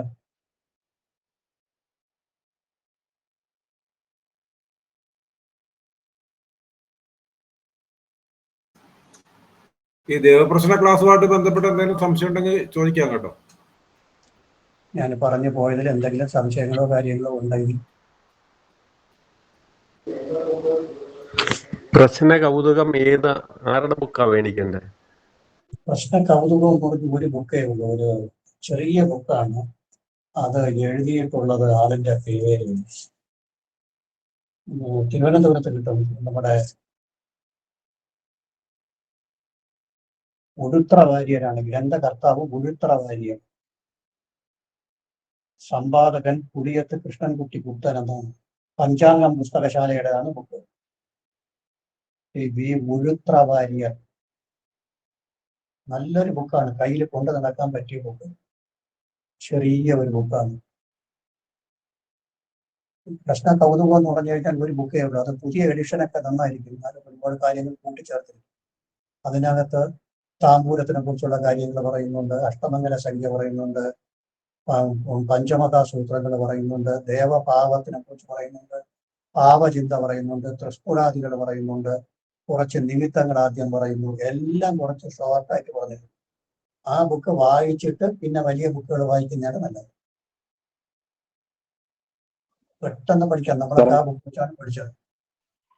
ശരി, നമസ്കാരം. സാറേ, ഈ ദേവപ്രശ്നത്തില് പ്രാക്ടിക്കലായിട്ട് നിങ്ങൾക്ക് എങ്ങനെയാ ക്ലാസ്? പ്രാക്ടിക്കൽ എന്ന് പറഞ്ഞു കഴിഞ്ഞാൽ എക്സാമ്പിൾ ഇട്ട് പറഞ്ഞു തരും. അത് ഓൺലൈനില്. അത് കഴിഞ്ഞിട്ട് പ്രശ്നം വയ്ക്കുന്നത് എങ്ങനെയാണ്, അഷ്ടമംഗല പ്രശ്നം വയ്ക്കുന്നതുണ്ടല്ലോ, അത് നമ്മൾ ഡയറക്റ്റ് ക്ലാസ് ഇട്ട് തരും. അത് വരാൻ കഴിയാത്തവർക്ക് അതിന്റെ CD കിട്ടും. പരമാവധി ക്ലാസ്സിൽ വരാൻ നോക്കണം. വരാൻ കഴിയാത്തവർക്ക്, തീരെ വരാത്ത ദൂരേക്കുള്ളവർക്ക് വരാൻ കഴിയില്ല, അവർക്ക് അതിന്റെ CD കിട്ടും. സാറേ, അത് ക്ഷേത്രങ്ങളിൽ കൊണ്ടുപോയി ദേവപ്രശ്നത്തിന്റെ ക്ലാസ്സിൽ അറ്റൻഡ് ചെയ്യിക്കുമോ? ക്ഷേത്രത്തിനകത്ത് നിങ്ങൾക്ക് വരാൻ താല്പര്യമുണ്ടെങ്കിൽ അതിനുള്ള അവസരം ഉണ്ടാക്കി തരാം. Okay okay. ഞാൻ പോകുമ്പോൾ കൂടി വിളിക്കാം. അതിന് എനിക്കൊരു ബുദ്ധിമുട്ടുമില്ല. ഓക്കെ സാറേ, ഓക്കെ. തീർച്ചയായിട്ടും വിളിക്കാം. നമ്മളിതിന്റെ അവസാനം ഒരു ക്ലാസ്, നേരിട്ടൊരു ക്ലാസ് വെക്കും. അത് തിരുവനന്തപുരത്ത് നമ്മുടെ ഓഫീസിൽ വെച്ചിട്ടാണ് നടത്തുന്നത്. അന്ന് നേരിട്ട് എങ്ങനെ ദേവപ്രശ്നം ചെയ്യാന്നുള്ളത് നേരിട്ട് നിങ്ങൾക്ക് പറഞ്ഞ് മനസ്സിലാക്കി പ്രാക്ടിക്കലായിട്ട് അവിടെ ചെയ്ത് കാണിക്കും. പിന്നീട് സാറ് സ്ഥിരമായിട്ട് ദേവപ്രശ്നത്തിന് പോകുന്ന ആളാണ്. അപ്പോൾ സാറ് പോകുന്ന സമയത്ത് ഗ്രൂപ്പിൽ അറിയിക്കാം. വരാൻ പറ്റുന്നവർക്ക് അതിൽ സാറിന്റെ കൂടെ പോകാനുള്ള ഒരു അവസരം കൂടെ ഉണ്ടാക്കി തരും.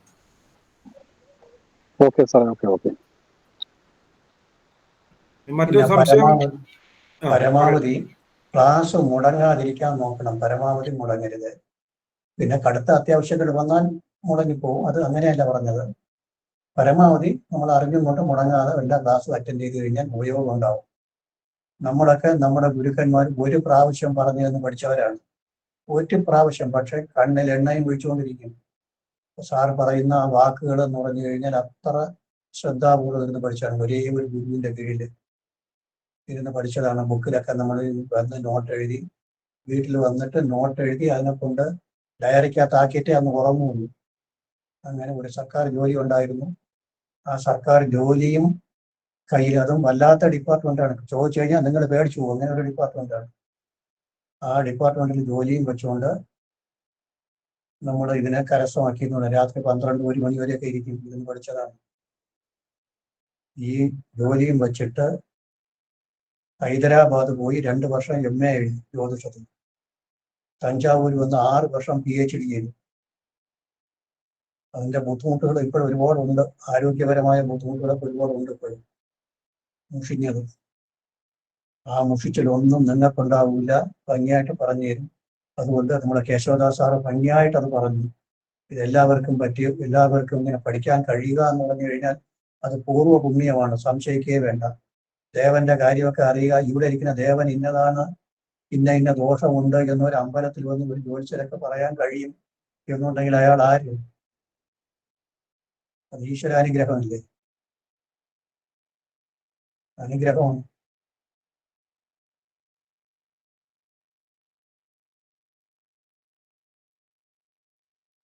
പറഞ്ഞു തരുന്നതിൽ ഒരു മടിയുമില്ല. ഏത് എക്സാമ്പിൾ എൻ്റെ കയ്യിൽ ഒരു 10, 100, 150 എക്സാമ്പിൾ വഴിയിൽ എൻ്റെ കയ്യിലുണ്ട്. ഏത് വേണമെങ്കിലും ഞാൻ പറഞ്ഞുതരാം. പ്രശ്നം വച്ചതിൻ്റെ ചാർട്ടുകൾ കയ്യിലുണ്ട്. അതാണ് എക്സാമ്പിൾ എന്ന് ഉദ്ദേശിച്ചത്. അതിനെ അടിസ്ഥാനപ്പെടുത്തിയിട്ട് പറഞ്ഞു തരാൻ ഞാൻ തയ്യാറാണ്. പഠിച്ചുകൊണ്ടാൽ മാത്രം മതി.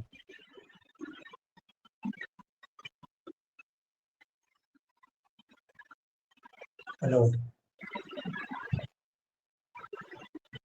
സാറേ, ഇതിനങ്ങനെ ഏജോ ക്വാളിഫിക്കേഷനോ അങ്ങനെ എന്തെങ്കിലും? ഒരു ക്വാളിഫിക്കേഷൻ ഒരു കുഴപ്പമില്ല. ഏജ് ഒന്നുമില്ല. എൻ്റെ ഗുരു പഠിച്ചത് ഒരു കോളേജ് പ്രൊഫസറാണ്. അദ്ദേഹം ഒരു സബ്ജക്റ്റിൽ PhD വാങ്ങിയ ആളാണ്, കോളേജ് പ്രൊഫസർ. അദ്ദേഹം റിട്ടയർ ആയതിനു ശേഷമാണ് ടൂറിസം പഠിച്ചത്.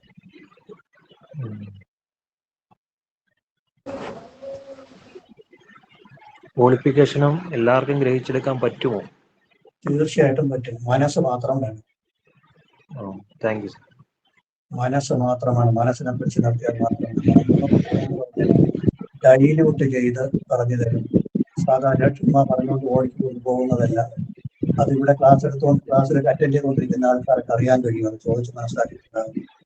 മനസ്സിലാക്കാതെ ഒരിക്കലും പോകുന്നത് നോട്ടും തരും. അത് പറയാൻ പറ്റില്ല. ഭംഗിയായിട്ട് എങ്ങനെ ചിന്തിച്ചെടുത്തു എന്നുള്ളത് നോട്ട് തരിക. ഞാനതുകൊണ്ട് മുന്നേറ്റം അടിക്കുന്നതല്ല. 40 വർഷം കൊണ്ട് ട്യൂഷൻ ഫീൽഡിൽ നിൽക്കുന്ന ഒരാളാണ്. മാത്തമാറ്റിക്സ് ആണ് സബ്ജക്റ്റ്. 40 വർഷമാവും.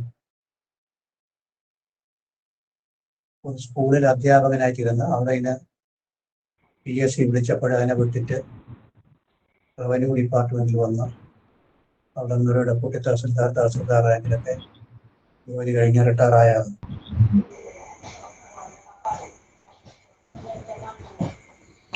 Hello sir. അഥവാ ഒരു ക്ലാസ്സിൽ പങ്കുകൊള്ളാൻ പറ്റിയില്ലെങ്കിൽ അതിന്റെ റെക്കോർഡോ അങ്ങനെയുള്ള എന്തെങ്കിലും ഓപ്ഷൻ ഉണ്ടോ? അതുകൊണ്ട് അത് സാറ് സംസാരിക്കും. സാറ് അത് നമ്മള് റെക്കോർഡ് ചെയ്യാനൊക്കെ ശ്രമിക്കുന്നുണ്ട്, റെക്കോർഡിങ് കൊടുക്കാറുമുണ്ട്. പക്ഷെ ചില സാഹചര്യങ്ങളിൽ ഏതെങ്കിലും രീതിയിൽ കറണ്ട് ഇല്ലാതെ വരിക, അത് മറ്റേ നെറ്റ്വർക്ക് പ്രോബ്ലം വരിക, അങ്ങനെയൊക്കെ വന്നു കഴിഞ്ഞാൽ നിങ്ങൾക്ക് ചിലപ്പോൾ അത് കിട്ടാൻ സാധ്യത കുറവാണ്. പിന്നെ അങ്ങനെയുള്ള സാഹചര്യം വന്നാൽ നിങ്ങൾക്ക് ഇതിന്റെ നോട്ട്സ് നിങ്ങളുടെ കൂടെ പഠിക്കുന്ന ആരെങ്കിലും ഗ്രൂപ്പിൽ ഇട്ട് കൊടുക്കാറുണ്ട്. സാധാരണ അങ്ങനെയാണ് ചെയ്യാറുള്ളത്. നോട്ട്സ് എല്ലാം കൂടി ഗ്രൂപ്പിൽ ഇട്ട് കൊടുക്കാറുണ്ട്. അത് നോക്കി നിങ്ങൾക്ക് അതിന്റെ കൊണ്ടെടുക്കുക, എഴുതിയെടുക്കുകയും ചെയ്യാം. കഴിവതും തരാൻ പറ്റുന്ന വീഡിയോസ് തരും. പിന്നെ ചില പ്രത്യേക ക്ലാസ്സുകൾ വീഡിയോ തരാൻ പറ്റാത്തതുകൊണ്ട് അതൊക്കെ നേരത്തെ നിങ്ങൾ അറിയിക്കും. അത് നിങ്ങൾ നിർബന്ധമായിട്ട് ആ സമയത്ത് എല്ലാം ക്ലാസ്സിൽ പങ്കെടുക്കുക. കഴിവതും ക്ലാസ്. അതായത് ഈ നോട്ട് എന്ന് പറഞ്ഞു കഴിഞ്ഞാൽ വായിക്കുമ്പോൾ ഭംഗിയാ മനസ്സിലാവും. അതാണ് ഞാൻ ഒരു സെന്റൻസ് പറഞ്ഞത്. 40 വർഷം കൊണ്ട് ടീച്ചിങ് ഫീൽഡിൽ നിൽക്കുന്ന ഒരാളാണെന്നാണ് ഞാൻ പറഞ്ഞതിന്റെ അർത്ഥം. അതാണ്. എങ്ങനെ നോട്ട് തരണമെന്നുള്ളത് എനിക്കറിയാം.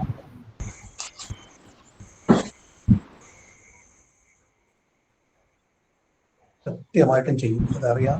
അത് വായിച്ചു കഴിയുമ്പോൾ നിങ്ങൾക്ക് മനസ്സിലാവും.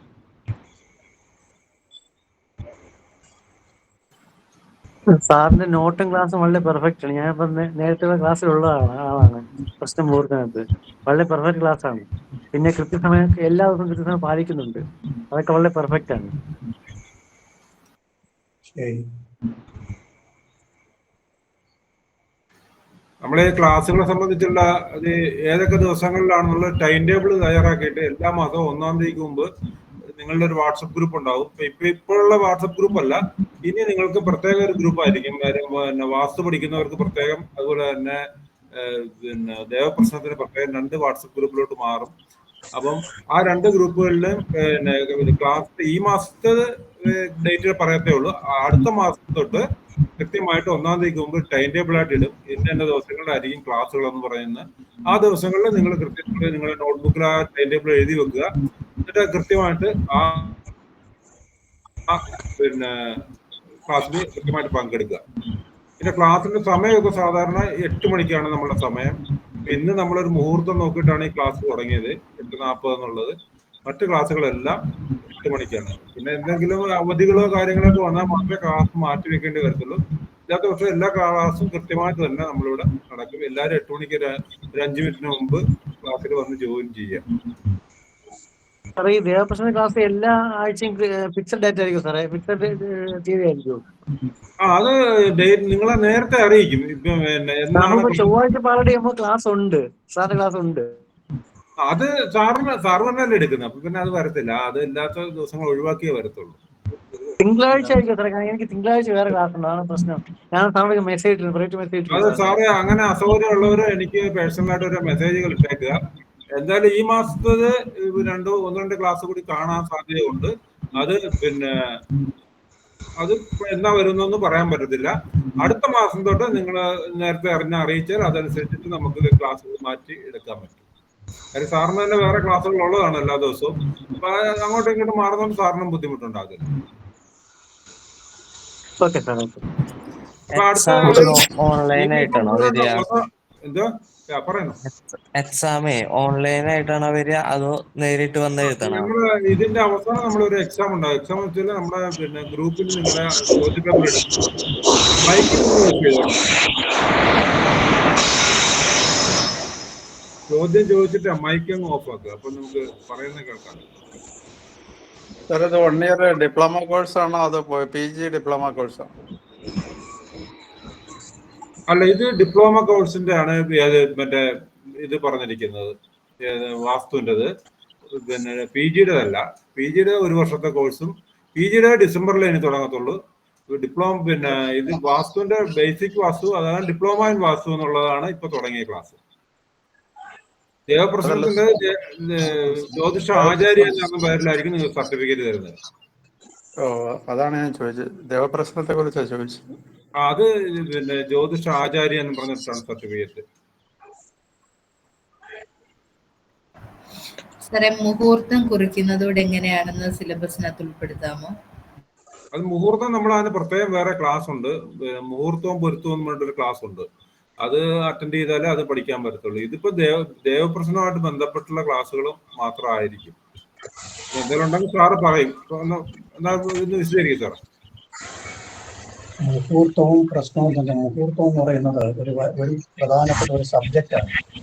അത് ഇതിന്റെ ഇടയിൽ പറയാൻ കുറച്ച് ബുദ്ധിമുട്ടാണ്. കാരണം അത് പിന്നെ വേറെ ഒരു ലൈനിലോട്ട് പോകും. മുഹൂർത്തത്തിന് അതിന്റെ ക്ലാസ്സിൽ വന്നാലേ പറ്റുള്ളൂ. അതിൽ ലിങ്ക് ഇട്ട് വന്നാൽ പഠിക്കാം. മുഹൂർത്തവും പൊരുത്തവും എന്ന് പറഞ്ഞിട്ടൊരു ക്ലാസ്സും.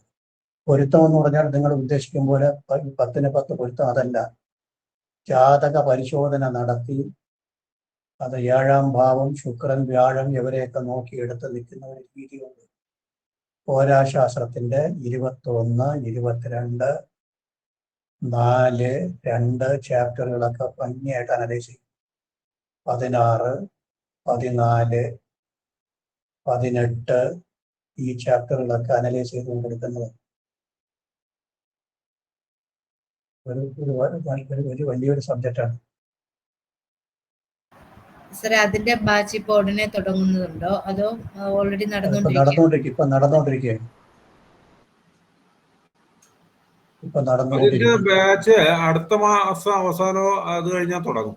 അത് അറിയിക്കാം. നിങ്ങളിപ്പോ ഏതെങ്കിലും ഗ്രൂപ്പിൽ ഉണ്ടായിരുന്നാൽ മതി. പുതിയ ക്ലാസ് തുടങ്ങുമ്പോഴത്തേക്ക് നമ്മൾ ഒരു നോട്ടിഫിക്കേഷൻ പോലെ ഇടും, ഇന്ന ക്ലാസ് തുടങ്ങുന്നുണ്ട് ഇന്ന ദിവസമാണെന്ന് പറഞ്ഞിട്ട്. Okay sir. അപ്പൊ കോൺഫ്ലിക്റ്റ് ഇല്ലാതെ തന്നെ ക്ലാസ് അറേഞ്ച് ചെയ്യായിരിക്കുമല്ലോ അല്ലേ? അത് വരും.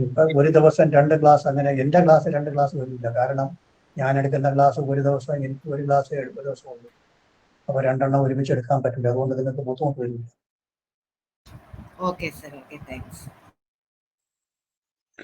സാറേ, ഇതില് ജ്യോതിഷത്തിന്റെ ബേസിക് ക്ലാസ് മുതൽ പഠിപ്പിക്കുന്നുണ്ടോ?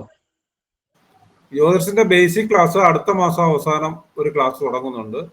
അത് നിങ്ങൾ ഈ ഗ്രൂപ്പിൽ അറിയിക്കാം. അന്നേരം അതിൽ ചേർന്നാൽ മതി. ഇതിപ്പം ബേസിക് ഒന്നും വരത്തില്ല. ഇത് ഒരു കുറച്ച് ഹയർ ലെവൽ ക്ലാസ് ആണ് ഈ ദേവപ്രശ്നം എന്ന് പറയുന്നത്. ഓക്കെ. പിന്നെ ബേസിക് അറിഞ്ഞാൽ മാത്രമേ നിങ്ങൾക്ക് ഈ ദേവപ്രശ്നത്തിന് ക്ലാസ്സിൽ ചേർന്നിട്ടും കാര്യമുള്ളൂ. ഒരു മിനിമം ജ്യോതിഷത്തെ പറ്റിയുള്ള അറിവ് ഉണ്ടായിരിക്കണം.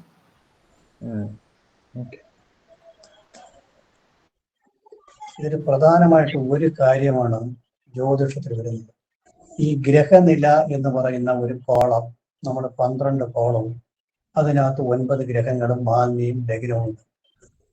ഇത് ചോദിച്ചു കഴിഞ്ഞാൽ ഉടൻ കണ്ണടച്ചുകൊണ്ട് ഒരു സെക്കൻഡിന്റെ 100-1 സമയത്തിന് മുമ്പ് പറയണം ഒരു ഗ്രഹം എവിടെ നിന്നാൽ അതിന്റെ ദൃഷ്ടി എവിടേക്കാണ്. ഇപ്പൊ ചൊവ്വ നിൽക്കുന്നത് കന്നിയിൽ, ചൊവ്വയുടെ ദൃഷ്ടി എവിടെയെന്ന് ചോദിച്ചാൽ ധനു, മീനം, മേടം. ടക്കനെ പറയണം. അങ്ങനെ പറഞ്ഞു കഴിഞ്ഞാൽ നമുക്ക് അത്രയും സ്പീഡിൽ അതിങ്ങനെ ഗ്രഹനില നോക്കി നോക്കി നോക്കി നോക്കി പ്രാക്ടീസ് ആയിക്കൊണ്ടേയിരിക്കും. നമ്മുടെ മനസ്സിനകത്ത് എപ്പോഴും കാണും. വ്യാഴം നിൽക്കുന്നത് മിഥുനത്തില്, അപ്പോൾ വ്യാഴത്തിന്റെ ദൃഷ്ടി എവിടെയെന്ന് ചോദിച്ചാൽ തുലാം, കുംഭം. പറയുന്നതിന് മുമ്പ് തീർന്നു. ശനി നിൽക്കുന്നത് മീനത്തില്, ശനിയുടെ ദൃഷ്ടി എവിടെയെന്ന് ചോദിച്ചാൽ ഇടവം, കന്നി, ധനു.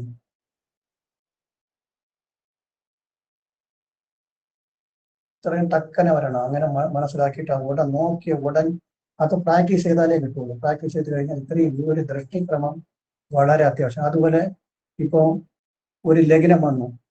ഇപ്പൊ ഉദാഹരണം ഇപ്പോഴത്തെ ലഗ്നം മേട ലഗ്നം, ശനി എത്രാം ഭാവപതി എന്ന് ചോദിച്ചാൽ 10, 11. മേട ലഗ്നം വന്നു. ചൊവ്വ എത്രാം ഭാവം എന്ന് വെച്ചാൽ 1, 8. വ്യാഴം എത്രാന്ന് ചോദിച്ചാൽ 9, 12. ശുക്രൻ എത്രാം ഭാവം എന്ന് വെച്ചാൽ 2, 7. ബുധൻ 3, 6. ഇങ്ങനെ ടക്കനെ പറയാൻ പഠിക്കണം. അത് വന്നു കഴിഞ്ഞാൽ പിന്നെ ഒരു പോക്കാണ്, പിന്നെ പിടിച്ചാൽ നിൽക്കില്ല. അത് ഗ്രഹനില നോക്കിയിട്ട് ഒന്ന് പ്രാക്ടീസ് ചെയ്യണം. സാർ ഇവിടെ ഈ ദൃഷ്ടി പറഞ്ഞ് പൂർണ്ണ ദൃഷ്ടി മാത്രമേ പറഞ്ഞല്ലോ, കാലും വരെയൊക്കെ ഉണ്ടാവുന്നതും പരിഗണിക്കേണ്ടതില്ലേ? അതൊന്നുമില്ല. കാലദൃഷ്ടി അരദൃഷ്ടി ഒന്നും ദൃഷ്ടിയുണ്ട്. സ്പെഷ്യൽ ദൃഷ്ടി വ്യാഴത്തിന്റെയും ശനിയുടെയും ചൊവ്വയുടെയും. ബാക്കി അരദൃഷ്ടി കാലദൃഷ്ടി ഒന്നും ആരും എടുക്കാറില്ല. ഈ അരദൃഷ്ടിയും മുക്കാൽ ദൃഷ്ടിയും കാൽ ദൃഷ്ടിയും ഒക്കെ അതിനെ സംബന്ധിച്ച് പ്രശ്നം വരുമ്പോൾ അതിനെ ബാധിക്കുന്നതാണല്ലോ. അപ്പൊ എന്തുകൊണ്ട് എടുക്കുന്നില്ല? പ്രശ്നം വരുമ്പോഴും നമ്മൾ സാധാരണയായിട്ട് അത് എടുക്കാറില്ല, ആരും എടുക്കാറില്ല. വീക്ക്ലി ക്ലാസ് എന്നുള്ളത് ഏതെങ്കിലും ഒരു ഡേറ്റ് ഫിക്സ് ചെയ്യാമോ? മേ ബി സൺഡേയോ അല്ലെങ്കിൽ ഏതെങ്കിലും ഒരു ഡേറ്റ് ആയിട്ട് ഫിക്സ് ചെയ്തെടുക്കാമോ? ഈ മന്ത്ലി ദിവസം മാറ്റി പോകുമ്പോൾ ബുദ്ധിമുട്ടുണ്ടാവുന്നുണ്ട്, അതുകൊണ്ട് പറയുന്നത്. അത് മാസത്തിൽ അങ്ങനെ മാറത്തില്ല. നമ്മളിപ്പോ ഈ മാസത്തെ മാത്രമേ ഉള്ളൂ അങ്ങനെ ഏത് ദിവസം ഒന്നും പറയാൻ പറ്റത്തില്ല. ഇപ്പം അത് നാളെ 2-3 ദിവസത്തിനുള്ളിലേ അത് പറയാൻ പറ്റത്തുള്ളൂ. അടുത്ത മാസം തൊട്ട് ഏതെങ്കിലും ഒരു ദിവസം, ഇപ്പൊ പിന്നെ തിങ്കളാഴ്ച വെച്ച് കഴിഞ്ഞാൽ എല്ലാ തിങ്കളാഴ്ച തന്നെ ആയിരിക്കും ക്ലാസ്സുകൾ. സൺഡേസ് ക്ലാസ് വെക്കാൻ ബുദ്ധിമുട്ടുണ്ടോ? സൺഡേ നോക്കാം, സാറോട്ട് ആലോചിച്ചിട്ട് പറയാം. സാധാരണ നമ്മളെല്ലാ ക്ലാസ്സുകളും വർക്കിംഗ് ഡേയ്സിലാണ് കൊടുക്കാറുള്ളത്. സൺഡേസിൽ നമുക്ക് സാറോട്ട് ആലോചിച്ചിട്ട് ഞാൻ അത് പറയാം. എന്തായാലും ഈ മാസ ക്ലാസ് അത് പിന്നെ പല ദിവസങ്ങളിലായിരിക്കും വരുന്നത്. അത് നമുക്ക് ഒഴിവുള്ള ദിവസങ്ങളിലേ കൊടുക്കാൻ പറ്റുള്ളൂ. 1-2 ക്ലാസ്സേ കാണത്തുള്ളൂ ഈ മാസം. ചിലപ്പോൾ ഒരു ക്ലാസ് മാത്രമേ കാണത്തുള്ളൂ. അടുത്ത മാസം തൊട്ടാണ് കൃത്യമായിട്ട് ക്ലാസ്സുകൾ പോകുന്നത്. അപ്പൊ ഈ പ്രാക്ടിക്കൽ ക്ലാസ് ഉണ്ടാവുന്നത് വർക്കിംഗ് ഡേയ്സിലായിരിക്കും? പ്രാക്ടിക്കൽ ക്ലാസ് ഇതിന്റെ അവസാനമാണ്. ഇപ്പൊ നമ്മൾ 1 വർഷത്തെ കോഴ്സാണിത്. ഇനിയിപ്പോ ഒരു 12-ാമത്തെ മാസം കഴിഞ്ഞിട്ടേ നമ്മൾ പ്രാക്ടിക്കൽ ക്ലാസ് വെക്കത്തുള്ളൂ. അത് നിങ്ങൾ അവധി ദിവസമോ ശനിയാഴ്ച, ഞായറാഴ്ചയോ ഇല്ലെങ്കിൽ വർക്കിംഗ് ഡേയിലോ വെക്കാം. അത് നിങ്ങളുടെ ആലോചിച്ചിട്ടേ ചെയ്യത്തുള്ളൂ. അല്ല, ഇതിൽ പങ്കെടുക്കുന്നവരൊക്കെ ജോലി ചെയ്യുന്ന ആൾക്കാരായിരിക്കുമല്ലോ മിക്കവാറും. അപ്പൊ അവർക്ക് അതറിയാം. മിക്കവാറും സെക്കൻഡ് സാറ്റർഡേകളിലാണ് നമ്മൾ ക്ലാസ് വെക്കാറുള്ളത്. ഇല്ല എന്തെങ്കിലും അവധിയൊക്കെ വരുവാണെങ്കിൽ ആ ദിവസം കണക്കാക്കി എടുക്കാം. അത് ആ സമയത്തെ സാഹചര്യം അനുസരിച്ചിട്ട് എടുക്കാം. മറ്റെന്തെങ്കിലും സംശയം ഉണ്ടോ ചോദിക്കാം, ഇല്ലെങ്കിൽ നമുക്കിപ്പോ ക്ലാസ് ഒന്ന് ഇപ്പൊ അവസാനിപ്പിക്കാം. വാസ്തുശാസ്ത്രത്തിലെ ഗൃഹവാസ്തുവും ക്ഷേത്രവാസ്തുവും വരില്ല? ഇല്ല, ക്ഷേത്രവാസ്തു അതിനകത്ത് വരത്തില്ല. അത് ഗൃഹവാസ്തു മാത്രമാണ്. വാസ്തുവിന്റെ അടിസ്ഥാന ക്ലാസ് ആണ് ഈ വരുന്നത്. ഡിപ്ലോമ ഇൻ വാസ്തു എന്ന് പറയുന്നത് അടിസ്ഥാന വാസ്തുവാണ്. അതിന്റെ ഹയർ ലെവലിൽ വരുന്നതാണ് ക്ഷേത്രവാസ്തുവും മറ്റു കാര്യങ്ങളൊക്കെ.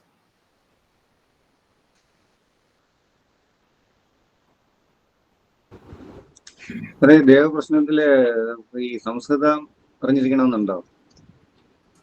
അങ്ങനെയൊന്നുമില്ല.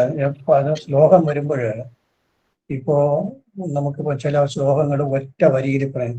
കലലകനാങ്കുരാസ്തി ചർമ്മഗജ ചേതനക എന്നൊക്കെ പറയുക, അല്ലെങ്കിൽ ഒരു 16-17 അക്ഷരങ്ങളെ ഒരുമിച്ച് ഒറ്റ വാക്കിൽ പറഞ്ഞിരിക്കും. അത് പറഞ്ഞു തരുമ്പോൾ സ്പ്ലിറ്റ് ചെയ്ത് വ്യക്തമാക്കി പറഞ്ഞു തരും.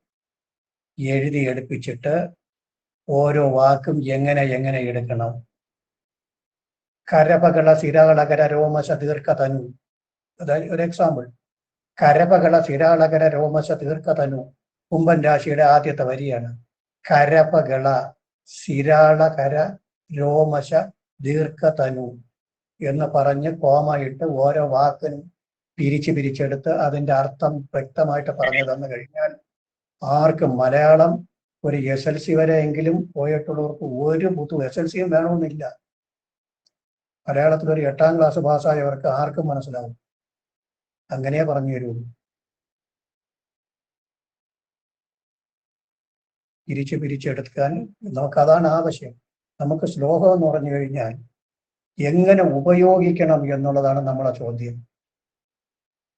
അതിന് വാക്കിനെ പിരിച്ചെടുക്കണം.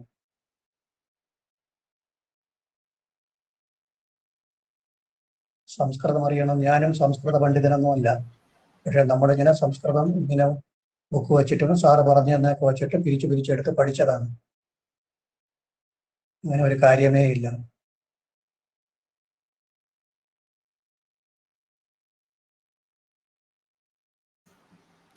സാറേ, മറ്റ് സംശയങ്ങളൊന്നും ആർക്കെങ്കിലും ഉണ്ടെങ്കിൽ ചോദിക്കുക. ഇല്ലെന്ന് നമുക്ക് ഇപ്പോൾ ഇന്ന് ക്ലാസ് അവസാനിപ്പിക്കാം.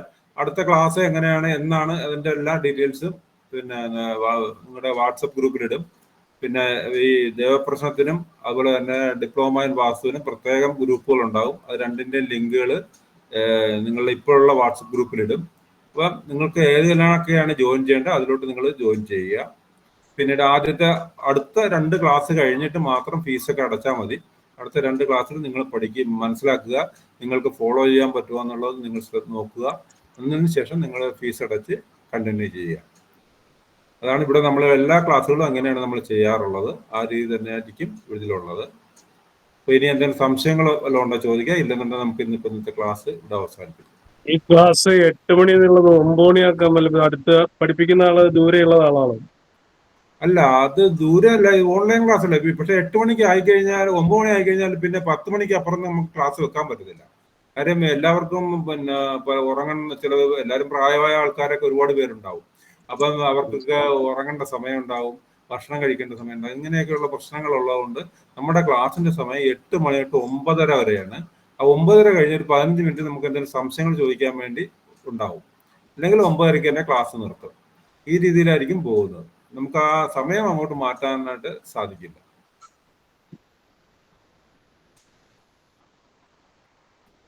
അപ്പൊ മറ്റ് സംശയങ്ങൾ ഇനി എന്തെങ്കിലും ഉണ്ടോ ചോദിക്കുക. ഇല്ലെങ്കിൽ നമുക്കിപ്പോ ഇന്നിപ്പോ ക്ലാസ് ഇവിടെ അവസാനിപ്പിക്കാം.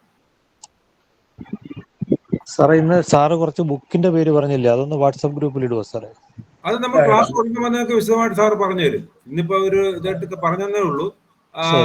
നിങ്ങളുടെ ക്ലാസ് തുടങ്ങുമല്ലോ, ദേവപ്രശ്ന ക്ലാസ് തുടങ്ങുമ്പോൾ സാർ ആദ്യം തുടക്ക ക്ലാസ്സിൽ തന്നെ ഏതൊക്കെ ബുക്കുകളാണ് എന്താണെന്നുള്ള കാര്യങ്ങളെല്ലാം പറഞ്ഞു തരും. പിന്നെ ഒരു കാര്യം കൂടെ, ഏതൊരു ശ്ലോകം ഉപയോഗിച്ചാലും അത് ഏത് ബുക്കിൽ എത്രാമത്തെ ശ്ലോകം എന്ന് പറഞ്ഞേ പോകുള്ളൂ. പേടിക്കണ്ട. അതുകൊണ്ട് അങ്ങനെ ഒരു പേടിയേ വേണ്ട. ഏത് ബുക്ക് എത്രാമത്തെ ശ്ലോകം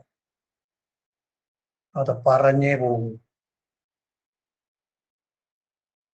ഡോണ്ട് വറി, നിങ്ങൾക്ക് റെഫർ എടുത്തോളാം.